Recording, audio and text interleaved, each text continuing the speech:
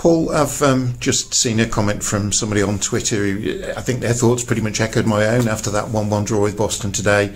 Two teams giving absolutely everything, going at it, and a great game of football. Possibly could have edged it. Chances wise, we certainly did. First half, Bakes had a great chance early on. Devans had a chance, just not enough on the ball to flick it round the corner to go in there. Keeper's made a great save to Brendan. You know, we've had some big chances. I think we've hit the woodwork 3 times against the side that's well fancied, that play with energy, that we had to change it a little bit at half time, just tweak our shape a little bit, because I felt Green was running, the 2 forwards were peeling off in opposite directions, and our centre halves were going with them, and then Green's running through the middle of us, and a few times it caused us problems, although it didn't come to anything. But I can't fault the lads there. They've gave absolutely everything. You know, it's what we expect. You know, a lot of players get praised for giving everything, and it should be a given. But the situation that we're in, everybody is giving everything they've got. You know, Zach's playing with a knock. Obviously, Pigo's been injured.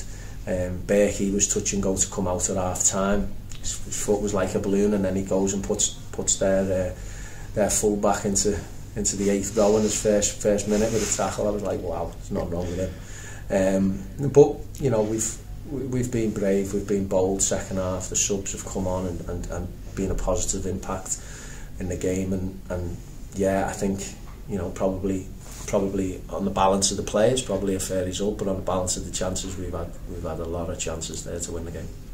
Sure. I mean, in some senses, it was a continuation of that second half at Chorley last week, but probably even more so. You know, the level of commitment that was shown by everybody was tremendous.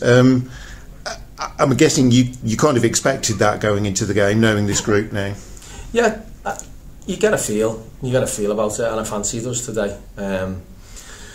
Training was good this week, and as I just said, give everything you've got, and someone will you know, come up trumps with a bit of quality, because there's plenty of quality, especially in the attacking areas of the pitch. You know, we just lack that little bit to get the win, but I keep saying it, they're a side that's well fancied, they're ambitious, and they want to get out of the division. I'm told they're going full time no matter what next season, so that'll tell you where their aims are. So to go toe to toe with them, and to, like I said last week about Chorley, you know, well fancied, well tipped side, you know, we've done the same again against the side that's well fancied, and probably had more than enough chances to win. Is it especially pleasing that you've done that against a team that are on the fringes of the playoffs? I mean, they needed the points as much as Telford did today, absolutely, didn't they, with their position? And I'm thinking, you know, your record against the teams in the top half of the table in the last few weeks has been excellent. Yeah, because I said it before. I mean, listen, we haven't achieved anything yet, but I have said it before about the squad.